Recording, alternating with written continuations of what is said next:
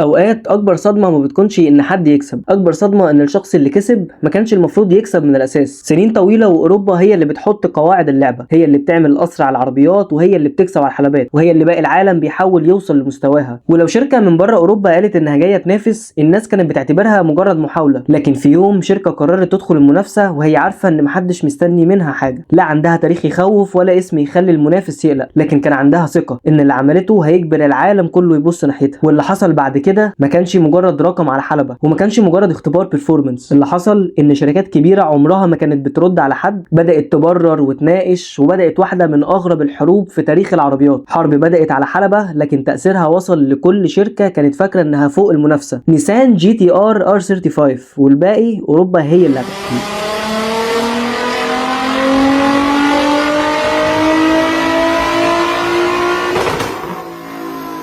بس قبل ما نوصل للحلبة وقبل ما اوروبا تدخل في جدال مع نيسان، لازم نرجع كام سنة لورا، لان الحقيقة ان العربية دي ما اتعملتش عشان تبقى اجمل عربية في العالم، ولا عشان تنافس فيراري في القوة، ولا حتى عشان تكسب جوائز التصميم. المشروع كله كان ليه هدف واحد، ان نيسان تعمل عربية تنافس بيها اقوى العربيات في اوروبا. في بداية الالفينات نيسان كانت خارجة من فترة صعبة جدا، الشركة كانت مرت بازمات مالية كبيرة في نهاية التسعينات، وساعتها رينو دخلت واستثمرت فيها. وبعد ما اوضاع نيسان بدأت تستقر، كان في سؤال مهم: لو الشركة رجعت تقف على رجليها، ايه العربيه اللي هتعرف تقول للعالم ان نيسان رجعت فعلا؟ والاجابه ما كانتش سيدان ولا اس يو في، كانت عربيه سبورت لكن بفكره مختلفه تماما عن اوروبا. الاوروبيين وقتها كانوا مؤمنين ان البرفورمانس الحقيقي بيجي من موتور كبير واحيانا عدد سلندرات اكبر، لكن اليابانيين كانوا شايفين ان السرعه مش لازم تيجي بالطريقه التقليديه، وكانوا شايفين انك تقدر تعوض فرق القوه بالتكنولوجيا. وهنا بدا مشروع الار 35. من اول يوم الفريق اللي كان شغال على العربيه ما كانش بيقول احنا عايزين نبني اسرع عربيه يابانيه، الهدف كان اكبر من كده بكتير. كانوا عايزين يبنوا عربيه تخلي اي حد راكب 911 تربو يبص في المرايه ويبدا يقلق. وعلشان تعمل حاجه بالشكل ده لازم كل تفصيله في العربيه يكون ليها سبب: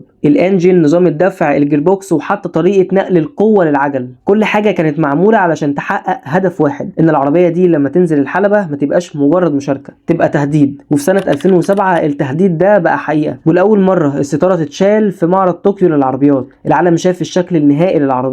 ناس كتير كانت مستنيه سوبر كار ياباني بالشكل التقليدي، لكن اللي قدامهم كان مختلف: عربيه تصميمها حاد وعريضه وشكلها بيقول ان العربيه دي معموله للشغل فعلا مش للاستعراض. والاغرب ان نيسان من اول يوم ما كانتش بتحاول تقنعك انها افخم من بورشه او اجمل من فيراري، هي كانت بتحاول تقنعك بحاجه واحده: انها الاسرع. ولما الناس بدات تبص على الارقام بدات تستغرب: انجن في 6 3.8 لتر توين تربو. ناس كتير وقتها استغربت، لان اغلب المنافسين كانوا لسه مؤمنين ان البرفورمانس لازم يجي من عدد سلندرات كبير، لكن نيسان كانت ماشيه في اتجاه مختلف. مش بس الانجن، حتى طريقه تصنيع الانجن نفسه. كل انجن كان بيتجمع بايد فني واحد متخصص من البدايه للنهايه، وبعد ما يخلص بيتحط اسمه على لوحه معدنيه صغيره فوق الانجن. ودي كانت رساله من نيسان ان احنا مش بنطلع مجرد خط انتاج، احنا بنطلع حاجه معمول عليها حساب. وبعد كده بيجي نظام الدفع الرباعي والجير بوكس الدول كلتش اللي كان متحط في العربيه من ورا علشان يوزع الوزن بشكل احسن. كل تفصيله في العربيه كان ليها هدف، مفيش قطعه موجوده علشان شكلها حلو، مفيش رقم اتحط عشان تسويق. كان واضح ان العربيه دي اتبنت بعقليه مختلفه، لكن كل ده كان لسه على الورق، لان في الاخر اي شركه تقدر تكتب ارقام، واي اعلان يقدر يقول ان عربيته الاسرع. الاختبار الحقيقي بيبدا من اول ما تنزل العربيه على الارض. وهنا نيسان خدت قرار هو اللي خلى اسم الار 35 يتكتب في تاريخ العربيات. ما كانش اعلان ولا مؤتمر صحفي ولا حمله تسويقيه، كان مكان واحد بس الارقام فيه ما بتكذبش: حلبه النيربرجرينج. الحلبه اللي اي رقم بيتحقق عليها العالم كله بيقعد يحلله، الحلبه اللي لو كسبت احترامها يبقى كسبت احترام العالم. ونيسان كانت عارفه كويس جدا انها رايحه تختبر العربيه، لكن اللي ما كانتش تعرفه ان اللي هيحصل بعد اللفه الاولى هيقلب اوروبا كلها. مبدئيا اي حد بيحب العربيات عارف ان دي مش مجرد حلب عاديه، ده المكان اللي الشركات بتختبر فيه عربياتها، والمكان اللي اي رقم بيتحقق عليه العالم كله بيقعد يتكلم عنه سنين. ونيسان دخلت هناك وهي واثقه في حاجه واحده: ان الجي تي ار مش جايه تشارك، جايه تثبت نفسها. وبعد اللفه ظهر الرقم حوالي 7 دقايق و29 ثانيه، وفي الوقت ده الرقم كان صادم، لان عربيه ياباني بانجن في 6 وسعرها اقل بفرق كبير قوي عن المنافسين كانت اسرع من عربيات كتير الناس كانت شايفاها فوق اي مقارنه. وفجاه السوشيال ميديا ولعت والمجلات بدات تكتب، لكن اكتر شركه اتذكر اسمها وقتها كانت بورشه، لان المقارنه من اول يوم كانت بينها وبين ال 911. وبدل ما الموضوع يعدي بدا الجدل. بورشه قالت بشكل واضح احنا مش قادرين نوصل لنفس الرقم، وقالت ان العربيه اللي سجلت الزمن اكيد مش بنفس مواصفات العربيه اللي العميل يقدر يشتريها من المعرض. واتقال وقتها ان العربيه ممكن تكون كانت مستخدمه كاوتش مختلف او تعديلات مش موجوده في النسخه اللي بتتباع. تتباع. وهنا الموضوع خرج من مجرد مقارنه وبقى اتهام، ولاول مره شركه بحجم بورشه بتشكك في الرقم اللي اعلنته شركه تانية بالشكل ده. ونيسان ما كدبتش خبر، ما كملتش يومين وردت قالت ان العربيه ستوك بنفس المواصفات اللي العميل يقدر يشتريها، وكل اللي اتعمل انها كانت متجهزه للحلبه بنفس الطريقه اللي اي شركه بتحضر بيها العربيه لاختبارها الرسمي. لكن الكلام ما خلصش، الصحافه دخلت في النص وخبراء بداوا يحللوا الفيديوهات، ناس قالت بورشه معاها حق وناس قالت نيسان هي اللي على حق. وفجاه بدل ما العالم بيتكلم عن مين كسب اللفه بقى بيتكلم عن مين بيقول الحقيقه. ودي كانت اكبر مكاسب لنيسان، لان حتى لو الناس كانت مختلفه على الرقم محدش اختلف ان العربيه دي اجبرت اوروبا كلها انها تقف وتبص. وبعد كل الجدل ده ناس كتير كانت مستنيه ان نيسان تختفي، او ان كل اللي حصل ده يبقى مجرد ضجه كام شهر وهتعدي. لكن اللي حصل كان العكس تماما، نيسان ما وقفتش عند نسخه واحده، كل كام سنه كانت بتنزل تحديثات، باور اكبر، تماسك احسن، وارقام افضل. وكل مره كانت الرساله بتوصل بشكل اوضح. الجي تي ار ما كانتش جايه تعمل شو، كانت جايه تثبت ان البرفورمانس مش لازم يبقى له ثمن خرافي. وفجاه بقى في ناس معاها ميزانيه نص ميزانيه السوبر كار الاوروبيه لكنها قادره تقف جنبها على الحلبه من غير ما تحس انها اقل. ودي كانت اكبر ضربه، لان المنافسه عمرها ما كانت على السرعه بس، كانت على قيمه العربيه نفسها. ازاي عربيه سعرها اقل فرق كبير تقدر تحط شركات بقالها عشرات السنين في موقف الدفاع. ومن هنا الجي تي ار ما بقتش مجرد عربيه ياباني، بقت رمز انك مش لازم تبقى الاغلى علشان الناس تحترمك، مش لازم يبقى عندك انجن في 10 او في 12 عشان تثبت انك تقدر تنافس. يمكن عشان كده ولحد النهارده اول ما اسم جي تي ار بيتقال اول حاجه بتيجي في دماغ اي حد مش شكلها ولا صوتها ولا حتى الانجن، اول حاجه بتيجي في دماغه انها العربيه اللي خلت العالم كله يسال ازاي اليابان وصلت للمرحله دي.